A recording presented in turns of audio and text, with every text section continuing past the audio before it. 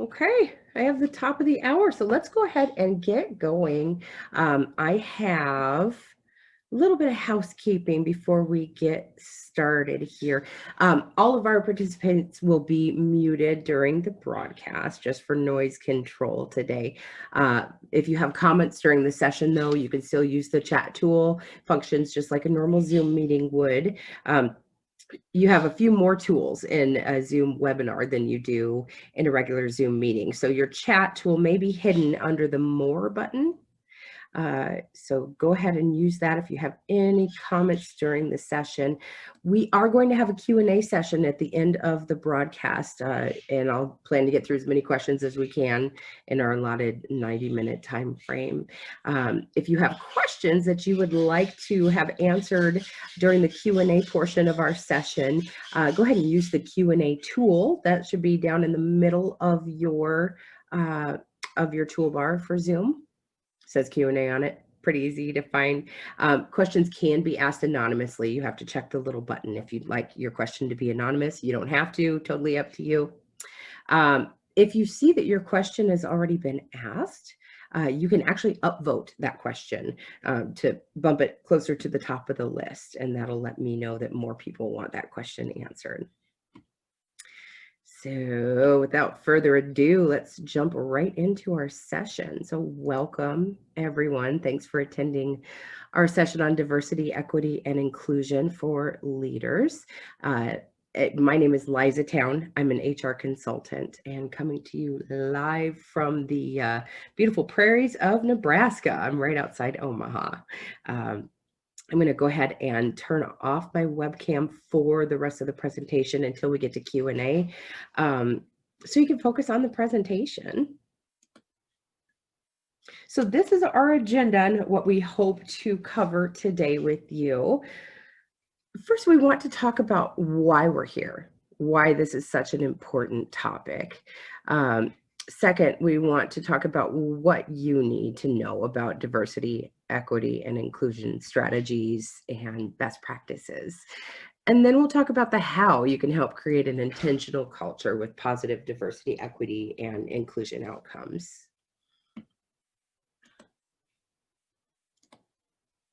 So here's what we want to accomplish together today. We want to understand the bottom line outcomes that result from strong diversity, equity, and inclusion practices.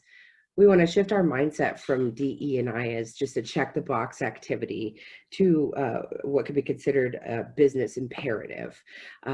We want to talk about how to create an intentional DE&I strategy that focuses on business outcomes, not just on the initiatives themselves. We want to give you the tools you need to create a thriving culture rooted in diversity, equity, and inclusion best practices, and empower you to create an inclusive work environment that's comfortable and encourages creativity, innovation, diversity, and thought, and move you towards a true transformation for your organization. So like I said, we'll start with the why. Why are DE&I such an important part of your business? First and foremost, improve financial performance. So McKinsey has been examining diversity in the workplace for several years. So their latest report, Diversity Matters, shows that companies in the top quartile for racial and ethnic diversity are 35% more likely to have financial returns above their respective national industry medians. And countries in the top quartile for gender diversity are 15% more likely to have financial returns above their national industry medians. We also want to help you expand your customer base. So increasing diversity opens up new customer markets. We do know that. Customers, vendors, and other business partners, they're looking for organizations who understand the increasingly multicultural and multifaceted customer base around them. They want businesses who can demonstrate cultural intelligence. We'll talk a little bit about that.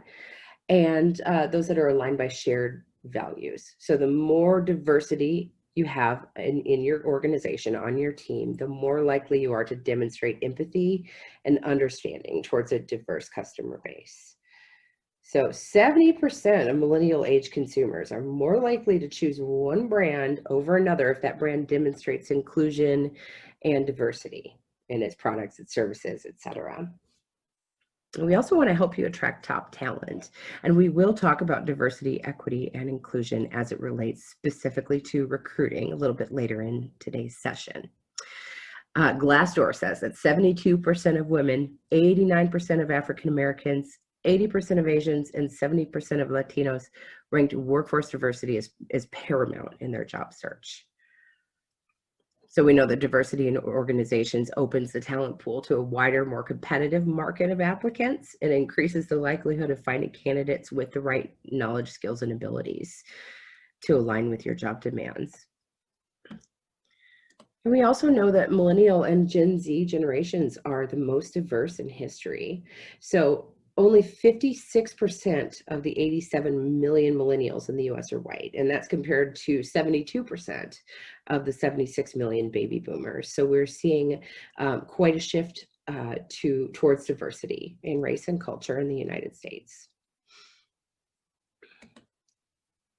Something to think about when it comes to diversity in leadership at your organization. Diversity in the workforce means having a multitude of different cultures, educational backgrounds, points of view present. So those cultural, educational, and conceptual perspectives provide a richness of ideas, right? That lead to stronger outcomes. So diversity really is a proven ingredient of creativity and innovation. Conversely, a lack of diversity in the leadership of an organization hampers innovation, prohibits members of minority groups from being recognized for their ideas and their contributions. So Harvard Business Review found that companies that don't have diverse leadership, women are 20% less likely than their straight white male counterparts to win endorsement for their ideas.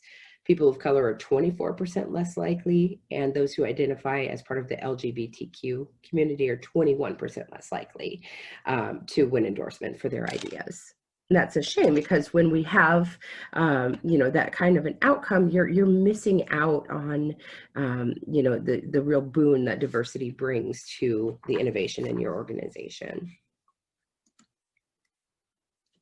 So groupthink, monocultural workforces are really susceptible to groupthink. We all come from the same background. We all tend to kind of think about things and come at problems the same way. So that can really make an organization less relevant, right? By isolating them in the long term. Diversity in the workforce provides multiple sources of inspiration. So you've got different points of view, better reflecting the perspectives that are out in the community around you. So here's some interesting food for thought. Why aren't more companies realizing the benefits of diversity, equity, and inclusion practices? Leaders claim that they're too busy.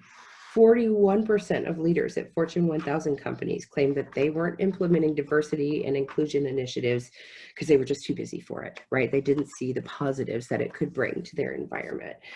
And 43% of workers in the US still believe that discussions about race are inappropriate at work. So if we're not having discussions about diversity and inclusion, if we still feel like we can't talk about it, then we can't move the needle. So let's talk about some definitions. How would we define diversity, equity, and inclusion? We know that they aren't the same thing, right? They're not interchangeable. It's important to clarify that diversity, equity, and inclusion, they're each unique terms and concepts that come with unique strategies. People tend to use these terms interchangeably or just lump them together in the same strategy, but you don't have to do that. Maybe you're part of an organization that does not really have an issue, right? Does not need an initiative around diversity. You have the diversity, but aren't they being included, right? So maybe your initiative is around inclusion. We can help you kind of, suss that out for yourself. So high level definition of diversity, it's the representation of different thoughts, opinions, and types of people in an organization. Inclusion means that individuals with different backgrounds are culturally and socially accepted and welcomed in the organization. And then equity means that everyone in the organization receives fair and equal treatment and has equal access to opportunities. So diversity and inclusion, this is a great visual, I think, very simple, that just helps kind of break down what's the difference here, right? So on the left, you see, a representation of diversity. All the different puzzle pieces, they're different shapes, they're different colors. And so you see this beautiful, colorful jumble of diversity, right? That's great, but are we utilizing that diversity in our organization, the way that we can? Are we ensuring that all of those puzzle pieces feel like they belong?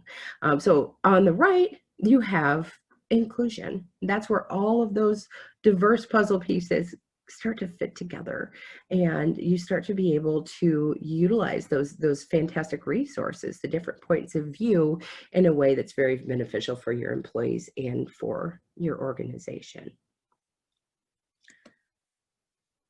Now, equality means equal opportunity, right? Where equity means equal access. So in this image, the person on the left is taller, and that's a privilege, right? They're able to reach what the shortest person can't get to in this picture. The image to the right, when the less privileged are armed with resources that offer the same opportunities as their peers, fairness is achieved. So that's what we mean by equity. Equality is the end goal, but equity is the means to get there. So that's why we talk about diversity, equity, and inclusion.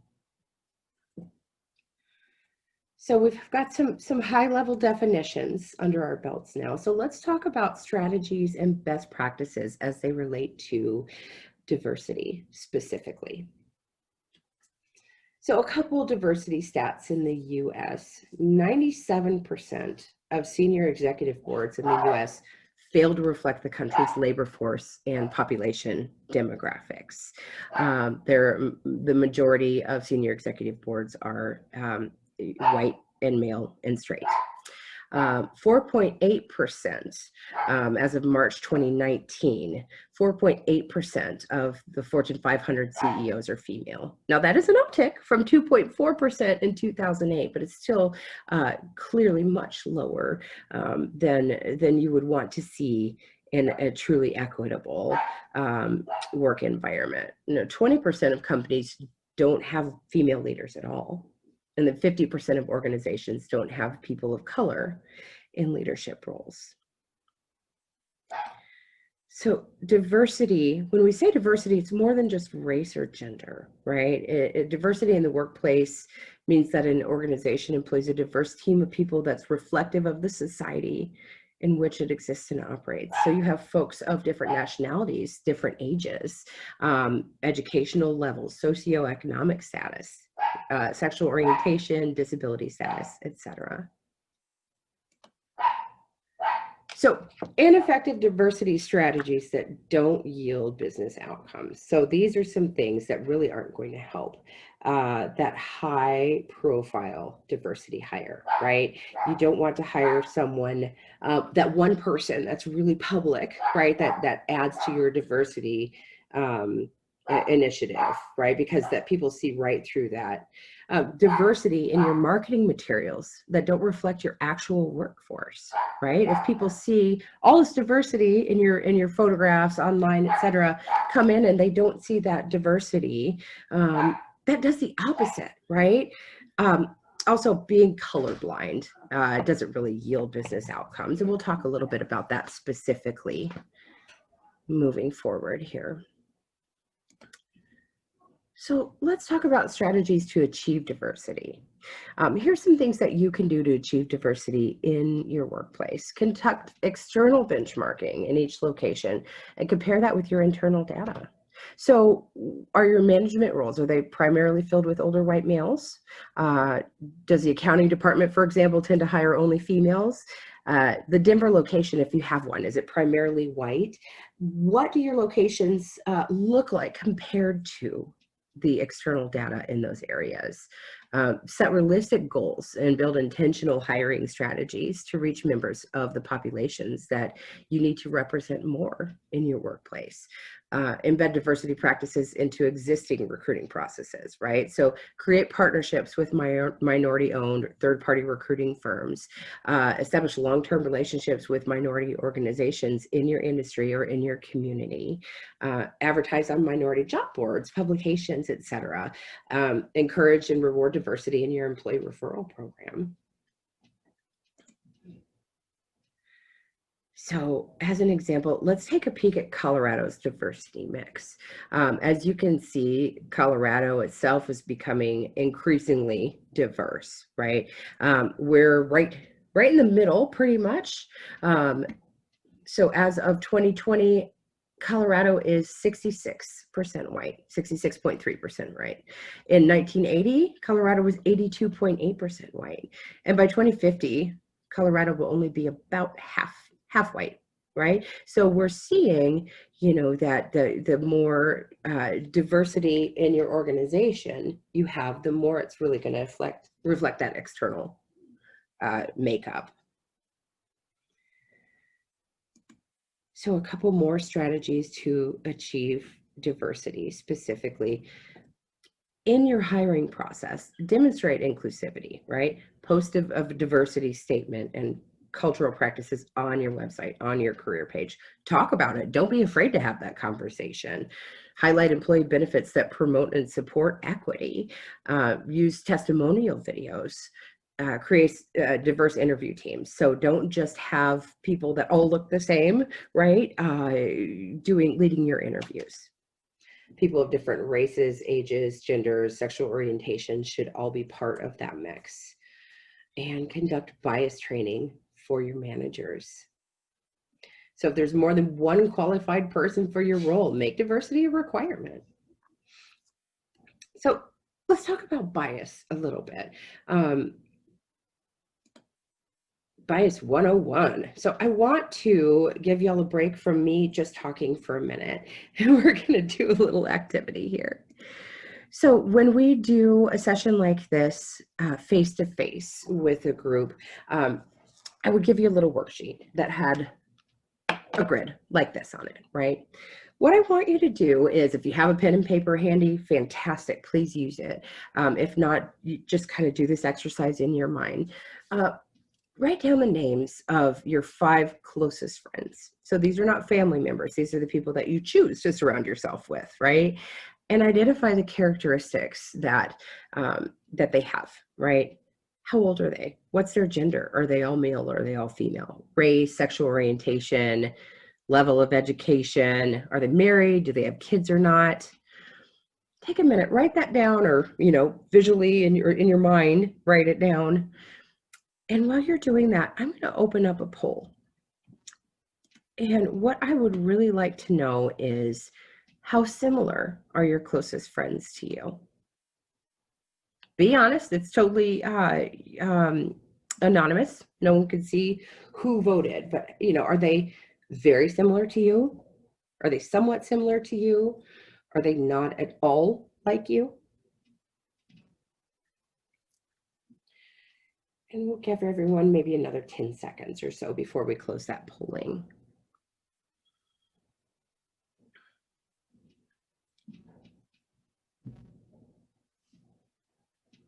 Okay. So I'm closing the poll. I'm going to share the results.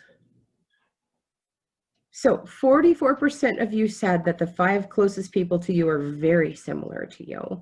56% said they're somewhat similar to you. Nobody said that their closest friends were not at all similar to you.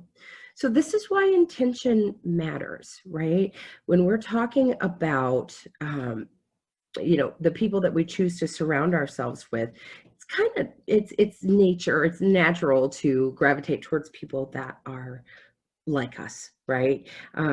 But when we do that and we don't put some intention behind who we're close to and who we choose to develop relationships with, we're missing out on different perspectives out in the world. So just a little food for thought. So let's talk a little bit about bias.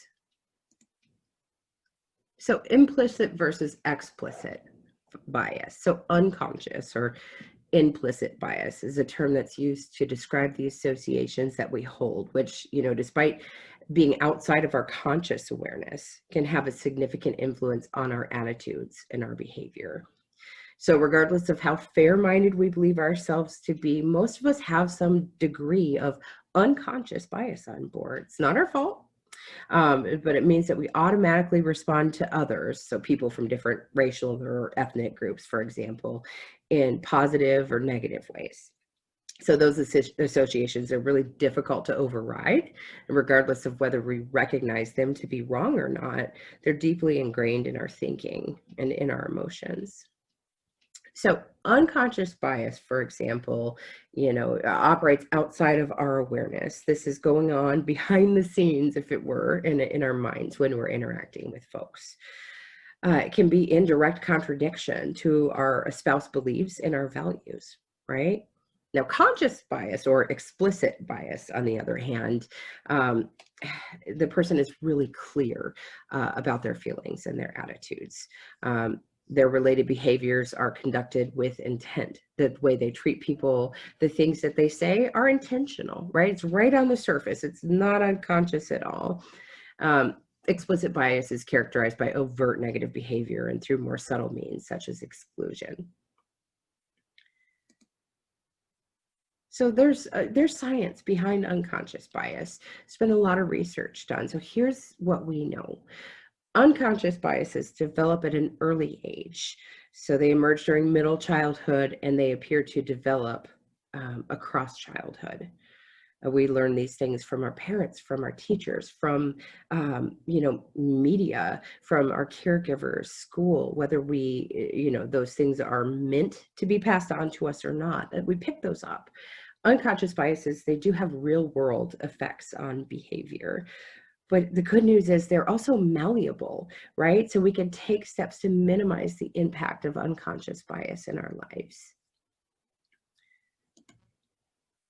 A couple case studies, there's a lot of research that's been published demonstrating the impact of unconscious bias in various domains. So everything from the criminal justice system to education, healthcare, mental health care, and bias also has an impact on hiring and on mentoring. So in one case study, fictitious resumes with white sounding names and African American sounding names were sent in response to a job posting. So this was back in 2004. There were no material differences between the credentials, et cetera, in these resumes. It was just the names. Did they sound white? Did they sound black? The resumes with the white sounding names, though, received 50% more callbacks for interviews. In another study, hiring managers for a lab position, a lab manager position, rated male candidates as significantly more competent than their equally skilled female candidates. The hiring managers also selected a higher starting salary for males and offered more career mentoring to the male candidates.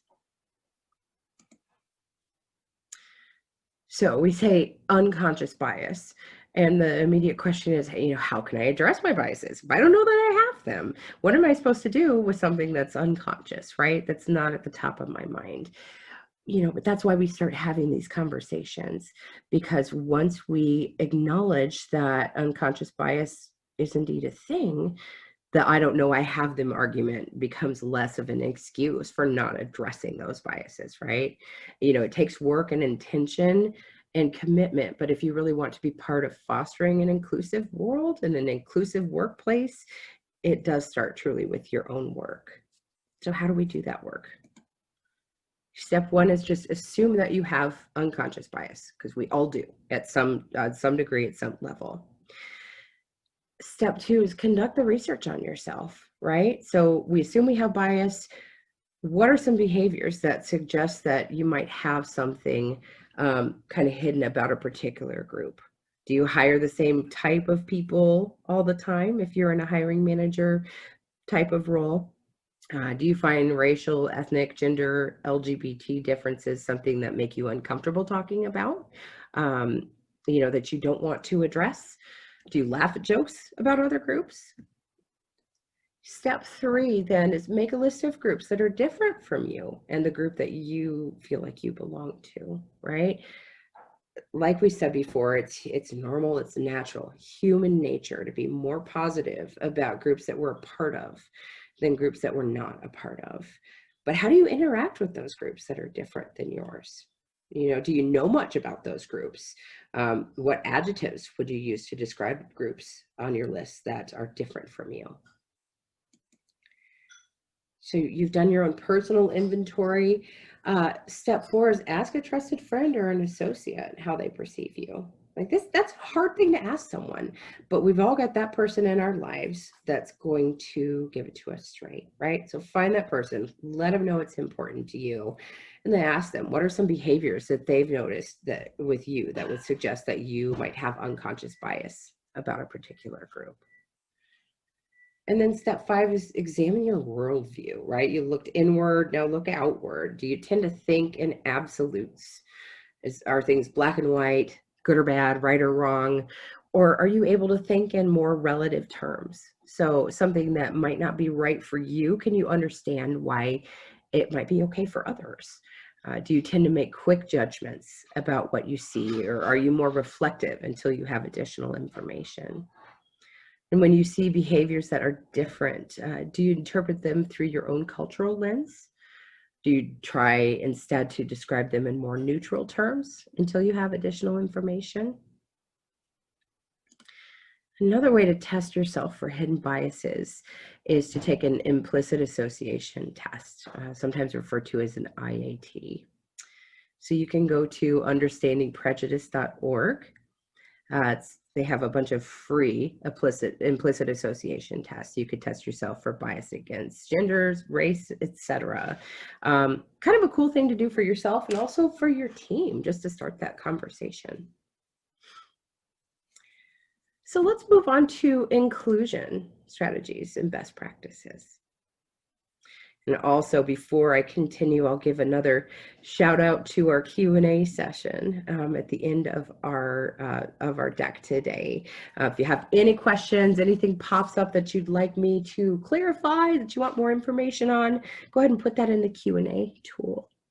I want to share a quote with you that feels powerful to me. You can mandate diversity, but you can't mandate inclusion. Inclusion is about behavior and relationships. You have to change hearts and minds. So Harvard Business Group research identified these 6 traits that distinguish inclusive leaders from the rest. Inclusive leaders show a visible commitment, right? They articulate authentic commitment to diversity. They challenge the status quo, hold others accountable, and make diversity and inclusion a personal priority. They also demonstrate humility. So they're modest about their capabilities. They admit mistakes, create the space for others to contribute. They admit that they don't know what they don't know. They also show an awareness of bias. So an awareness of maybe a personal blind spot, as well as the flaws in the system. And they work hard to ensure meritocracy. Inclusive leaders show curiosity about other people. They demonstrate an open mindset, deep curiosity about others, listen without judgment, and seek with empathy to understand those around them. They demonstrate cultural intelligence. They're attentive to other cultures and adapt as required. And they're also effective collaborators. So they empower others, they pay attention to diversity of thinking, psychological safety, and focus on, the mission at hand and team cohesion. So some strategies to achieve inclusion in your workplace. Invest in skill building that strengthens awareness and appreciation for different perspectives. So conflict resolution training and techniques, programs that focus on building relationships, create cultural awareness in your organization, start a book club, have guest speakers come in, lunch and learns, things like that. Consider inviting your workforce to take To Be Welcoming course. I'm not sure if you're familiar with those. We'll talk about them a little bit more at the end of the session, but they're fantastic diversity training that's free, provided by Starbucks and Arizona State University. Promote healthy relationships and friendships among colleagues through social or community involvement.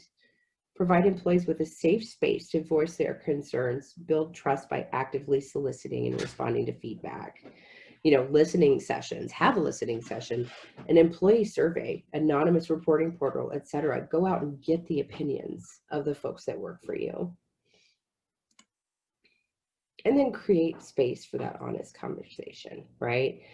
So listening is crucial to understanding the current state of a company's culture. Be prepared to be comfortable being uncomfortable, as genuinely listening to how employees from all levels of experience in the workplace, whether they're positive, indifferent, negative, that's the key to transparent view of your company culture.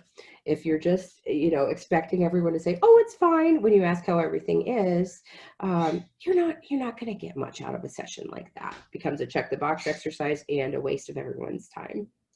So you're listening and then you're taking action, right? Listening alone is not enough, but it does form the basis for taking action towards a more inclusive culture. So make sure your employees feel heard by showing that their feedback results in tangible improvements where necessary. So we heard you and here's what we're doing about it, right? And then be sure that you're valuing all input. Company culture and what it means to belong feels different to different people, right? So when deciding where to focus your efforts, a truly inclusive, positive workplace culture will support both senior and junior employees and creates a sense of belonging for everyone. And finally, form two-way communication between leadership and employees. So to foster an inclusive environment, it's important that employees feel that they can speak up and that they will be heard. So two-way communication between employees and leadership really strongly contributes to that. So you have the listening session, you take action, you value everyone's input, and then what does it look like moving forward? Do you have a reporting portal? Do you have a suggestion box? Do you have, quarterly listening sessions? How are you continuing that two-way communication?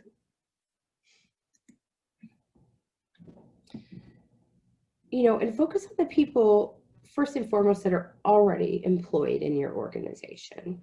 So value their differences, create an environment where people can feel comfortable bringing their full selves to work. So develop an inclusive decision-making process. So for an example, an all-white male leadership team makes decisions, but they're executed by a gender diverse group, right? Form a diverse committee to be a sounding board for leadership. Hold managers accountable to lead by example and be the inclusion architects for you. Quickly address inappropriate behavior and comments. Don't let those things slide. Celebrate important events. So not just US recognized bank holidays, right? Celebrate Juneteenth and Gay Pride, International Day of Persons with Disabilities, International Women's Day. Those are all fantastic ways to show folks in your workplace that they matter, that those things are important to you too.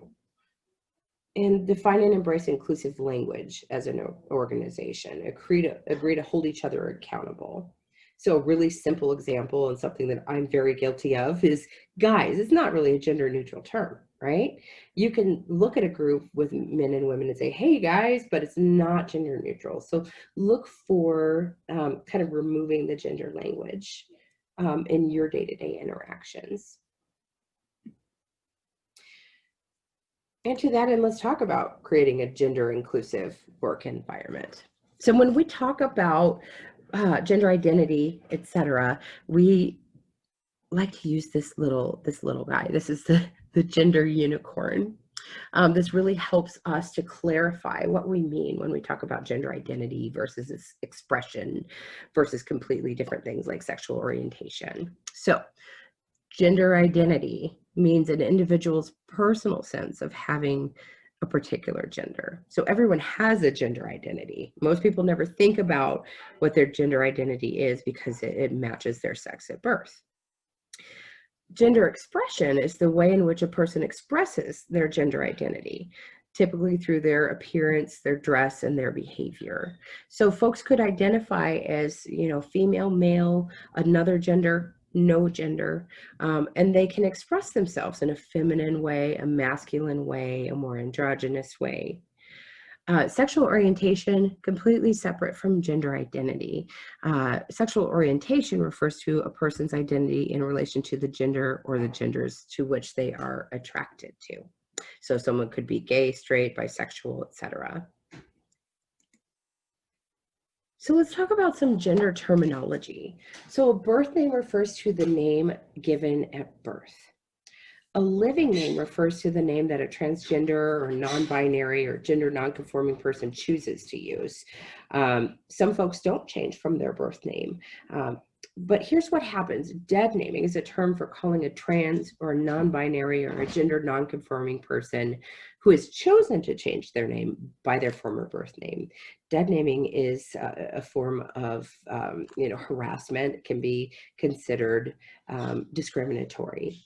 Gender dysphoria occurs when a person experiences serious emotional distress due to the gender they were assigned at birth differing from the gender that they know themselves to be.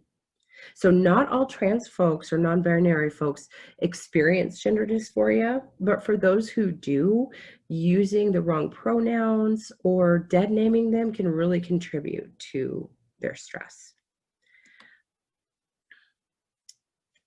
So to create a gender inclusive work environment, we want to use terms like cisgender or cis when speaking about those who live as the sex that they were assigned at birth, as opposed to terms like normal, right? So normal could be considered discriminatory as it sets those who are not cisgender apart and says you're other, you're different, right?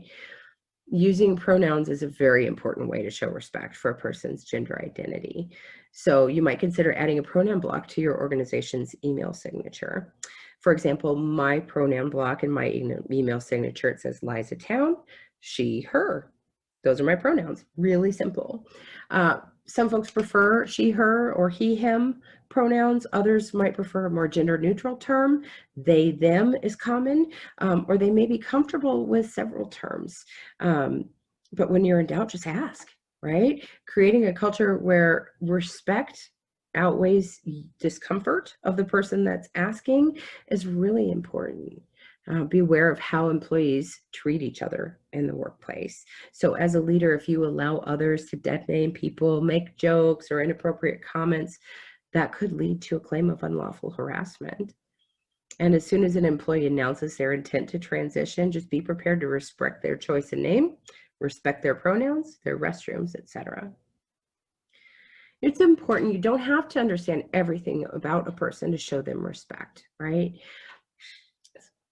I'm going to share a video with you. It's about a 3-minute video by a YouTuber that wants to talk about what it feels like to be misgendered as a transgendered person. So we'll take about 3 minutes and watch this video, and then we'll move forward.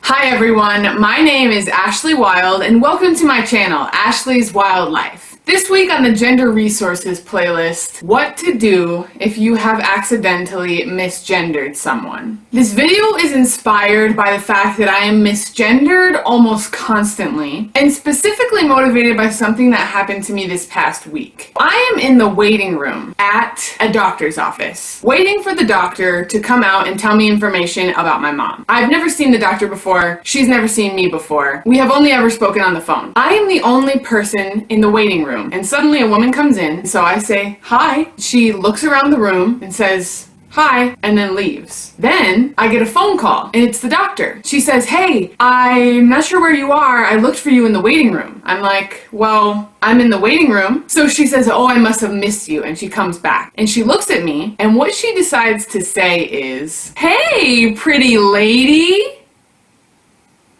What? This story sparked something for me, and what it sparked for me is how uncomfortable it makes people to treat trans individuals like regular human beings. If you misgender someone, you should treat it the way you would treat anything that you accidentally do that is rude. If you're a waitress and you're serving a table and you accidentally step on the toe of the customer, you don't stop and be like, "Great shoes."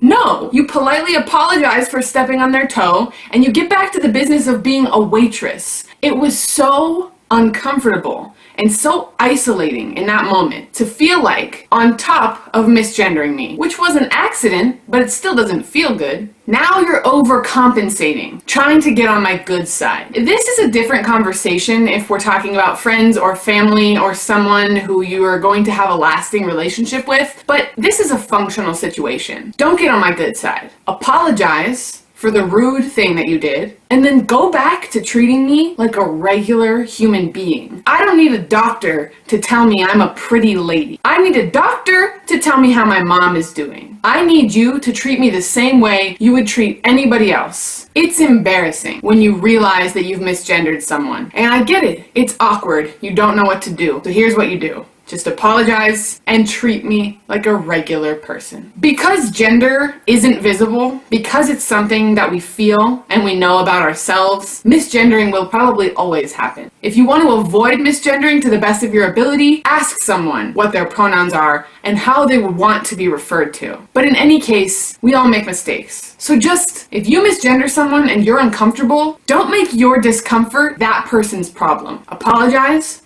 and let it go. Thank you all for watching. Bye-bye. So I love that. I think, it's really poignant advice from somebody that handles being misgendered all the time. Ashley Wild has some pretty fantastic content on YouTube. So if you'd like a little bit more information on what it feels like to be a trans person and deal with gender identity, that's a great resource for you. So assumptions kill inclusivity. So some do's and don'ts when you're dealing with gender, don't ask, hey, what does your husband or your wife do? Because you're just assuming that that person is a certain gender or that they're straight, etc. Maybe ask instead, what does your partner do? Take the gender out of your language. Don't assume gender identity based on perceived sex, right? Using he or she. Consider instead asking, what are your pronouns? Don't ask invasive questions regarding a coworker or an employee's transition. This is a big one. Consider whether the question you're about to ask is a need to know. Do you need to know this? Or is it a nice to know? If it's a nice to know, consider not invading that person's personal, bubble, right? With that, and go educate yourself. So we've talked about diversity and inclusion. Let's talk about equity strategies and best practices.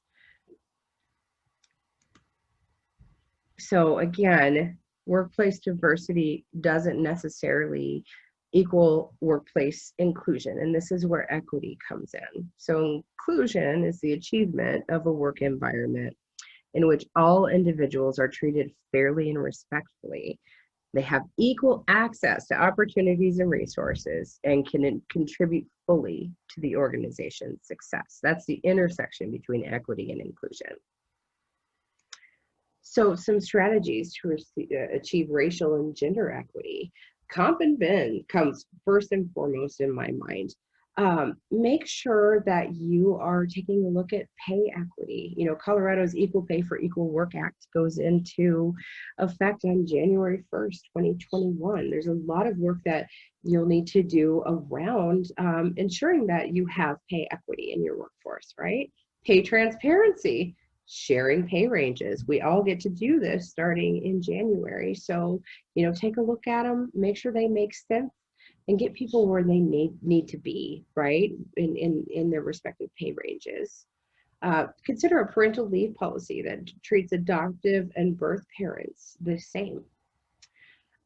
Take a look at equity in your healthcare practices. So evaluate your healthcare plans to ensure that they support gender equity. So same-sex spousal benefits, transgender medical care, etc. In the workplace, make sure that you have either a gender neutral restroom or you have a restroom that, or you have a policy that allows folks to use the restroom of their choice. Make sure that you have accessible workspaces for those that have disabilities. In career advancement and promotion arena, post all job openings internally, fairly compete that role. And in your recruiting practices, train hiring managers on equitable candidate evaluations. Use an interview guide and a scoring system. Take the guesswork out of it. Be able to show exactly why this person was chosen over this person. Could also consider skills-based hiring practices. So skills-based hiring, let's talk a little bit about what I mean there. So skills-based hiring structures your company's hiring process around competencies for many jobs. So instead of looking just at the pedigree of a person, where did they go to school, et cetera, what does their degree look like? Do they have the skills, the knowledge, and the abilities to do the job? Now, in some cases, you need that pedigree, right? In the medical field, you need your certificate, you need your license, lawyers must have passed the bar, et cetera, right? But when you can remove credential requirements from hiring criteria, you should. You can use competencies specific to the job to define the hiring process. And it really helps to reduce bias, right? Remove barriers for qualified candidates.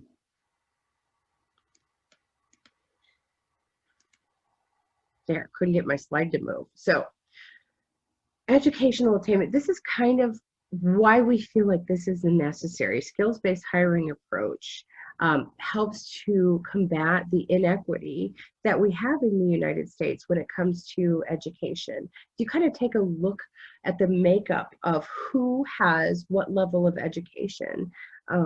It's because we have inequity in education that you see fewer Black Americans with, master's degrees and professional degrees than you see Asian or white Americans, etc.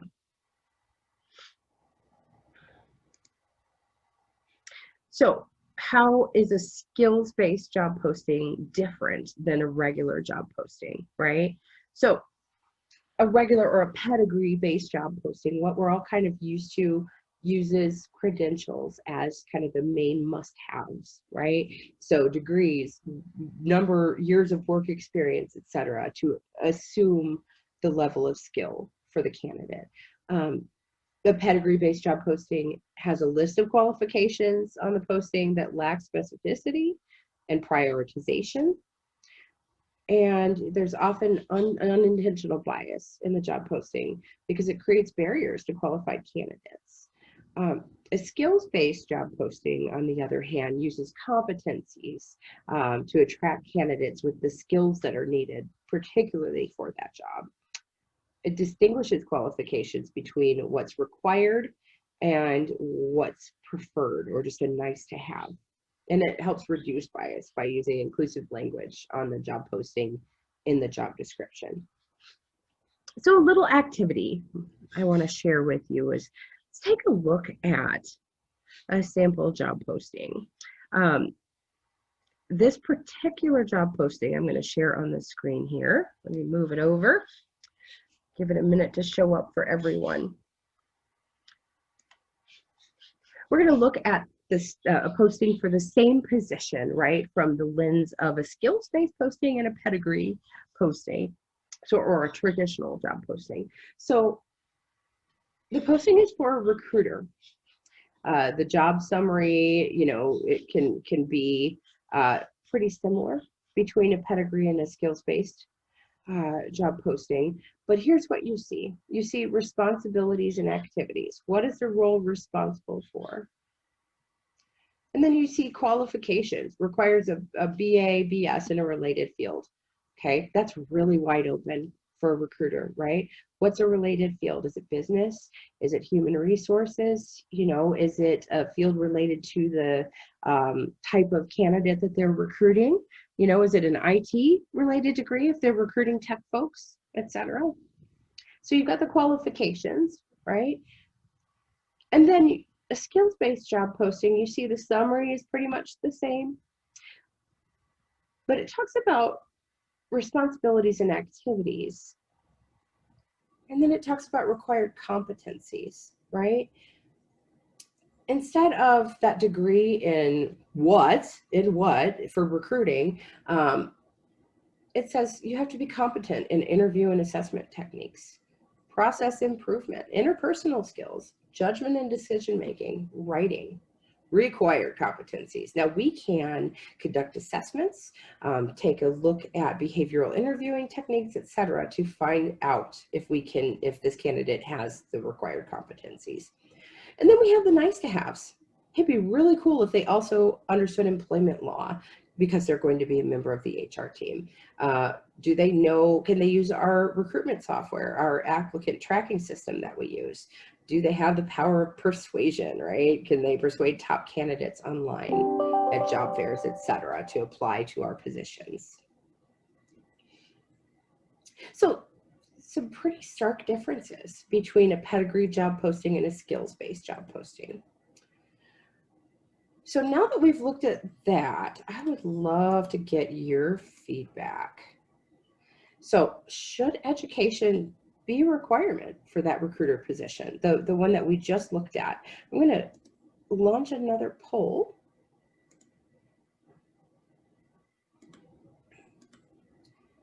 Totally anonymous again, just yes or no. Should education be a key requirement for that recruiter position? I'm going to give everyone, 20 seconds.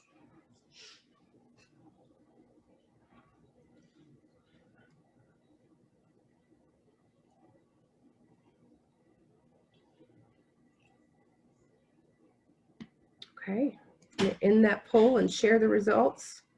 All right, 20% of you said yes, education should be a requirement for that recruiting position. And 80% of you said no, you don't think so. And there's never going to be 100% consensus on things like this, right? You really have to think about what's best for your culture at your company, your environment. Are you in an industry that, requires a lot of credentialing, et cetera? Well, maybe education is always going to be a key requirement.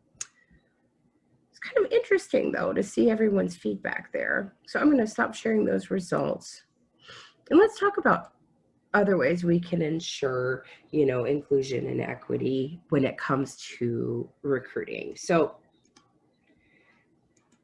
bias language, we talked about this in the last session. Guys is not a gender neutral term, right? Without realizing it, we all use language that's subtly gender coded. I do it all the time. Society has certain expectations for what men and women are like, how they differ. That seeps into the language that we use.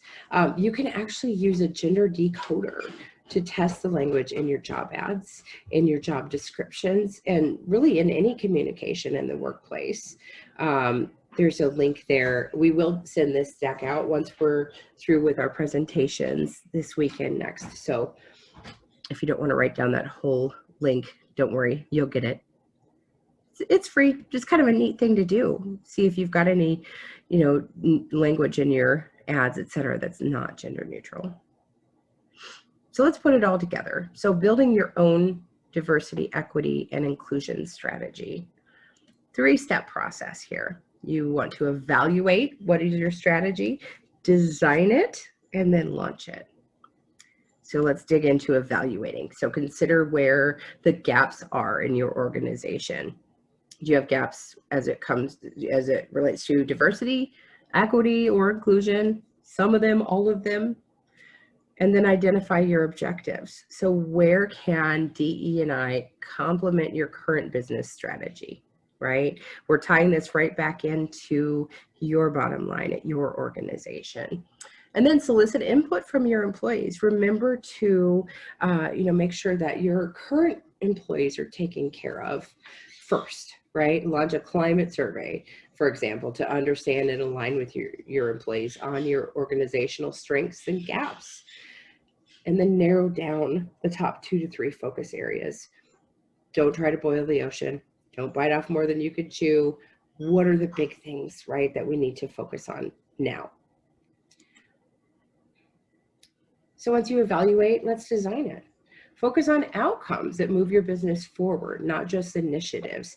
Here's the end result we want to get to. It's not how fancy this initiative is, how elaborate this process is. What's the outcome we want to see at the end of the day?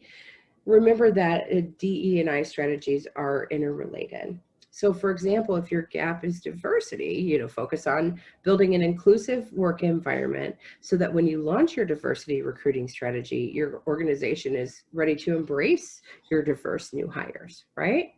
Then create a recruiting strategy that brings diversity to key roles, levels, departments, etc. So you've evaluated your needs, you've designed your program, and now you're going to launch it. So draft a statement that outlines your organization's commitment to diversity, equity, and inclusion. In a minute, I'll show you a really cool DE&I strategy aligned with a company's core values, kind of a nice example of this. Identify the immediate focus areas that complement your current business strategy.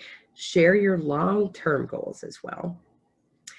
And then launch an internal campaign to communicate your commitment and strategy with your current employees. So identify, along with that, how they can contribute to your strategy, both in action and in their behavior. And then go share externally, evangelize, talk about highlighting your commitments through your website, your marketing strategy, job ads, etc. And then ground your DE&I commitment back into your core values. So this is a great example of that, right? Some excellent statements that could be out on a website, social media, etc. We consider the bigger picture, knowing our work goes beyond ourselves. We're not afraid of the less traveled path if it holds true to our values and betters the world. We seek balance by taking into account multiple perspectives and listening deeply. We advocate for diverse backgrounds and perspectives to make our team and our products stronger. We work to create an inclusive environment to build a better community and set a positive example for the world. And then think about, linking on the homepage of your website, et cetera, read about ways that we can act on diversity and inclusion on our team, right? So reevaluate those core values once you've identified your strategy. Demonstrate your commitment to both, internally and externally. So key takeaways, some things that we would love you to walk away from this session with. Diversity, equity, and inclusion enhances your business strategy. Incorporate it as a foundation in your daily business conversations. Do your part to create a positive and inclusive working environment. Reflect your organizational values in every interaction, and then hold others accountable to do the same thing. Be alert to inappropriate conduct. Quickly hold others accountable for failing to demonstrate inclusive behaviors. Inspect what you expect, right? And engage with your manager or HR right away if you have concerns that arise. So I alluded earlier to kind of a deeper learning opportunity through Starbucks. So you may recall there was a racial incident at a Starbucks location in 2018 that garnered a ton of press. So Starbucks went to Arizona State University and created this really fantastic 15-course curriculum. It's designed to address bias kind of through the lens of their employees, right? So you have employees talking about racial and ethnic diversity, religious diversity, gender, etc., kind of through their own human experience. So the courses are called To Be Welcoming. They're free. You can go to tobewelcoming.com, or you can get to those from the Starbucks page as well. All right. So Q&A, we have one question right now in our Q&A. If you have anything else that you would like me to expound on, anything you're curious about, go ahead and put that in the Q&A now. So our question: to embed diversity practices, it was suggested to reward diversity. Wouldn't that cause a divide among the workplace? I can't help I'm white, but if I were Asian or African American, I would receive something in return. It doesn't seem practical. It's great feedback, Jennifer. So that's why we say, that it's really important to start having those conversations, right? It's okay to say that, right? Because no, I can't help that I'm white or female either, right? However, what we need to talk about is how does our organization compare to or reflect what's outside in the communities that we're serving. So no, I can't help that I'm white, neither can you, but I can help if I'm in the position to add people to my team. I can make sure that they're not all white, they're not all female, they're not all straight or cisgendered, etc. Right? So it's not about saying, hey, you're Asian, you get a prize, right? It's not about receiving something in return because of, your racial, ethnic status, etc. Because you're right, that's not practical, but it's about making sure that you're reaching out to those communities in order to create a more diverse culture internally. I hope that helps. I hope that makes sense. I have another question. If an employee approaches me with a conflict of racial difference, how should I handle it as a manager? Yeah, that can be challenging, right? There's a couple things that I think that you can do. First and foremost, I think you have to be uh, willing to calmly listen to both sides, right? You may, especially if somebody is saying, I feel discriminated against, etc., you may want to involve HR, right? I'm always going to give a shout out to HR because that's what I do. I would like to know that for the groups that I serve, right? And it may be that HR is part of that conversation. Even if they're not, if it's something that you're handling on your own, I think it's important to listen to both sides calmly. And at the end of the day, is it a personality conflict? We can't adjudicate on that, right? But we have to just take a look at whether both parties in that situation are being treated fair and equitably, right? So, if somebody is alleging a conflict because they just feel like it's because of the difference that they have, right, with their race, their gender, etc., we have to look at the facts. And that's something that HR really should be helping with if we get into that type of a situation. So I hope that helps. The worst thing to do in a situation like that is act like it didn't happen, brush it under the rug, etc.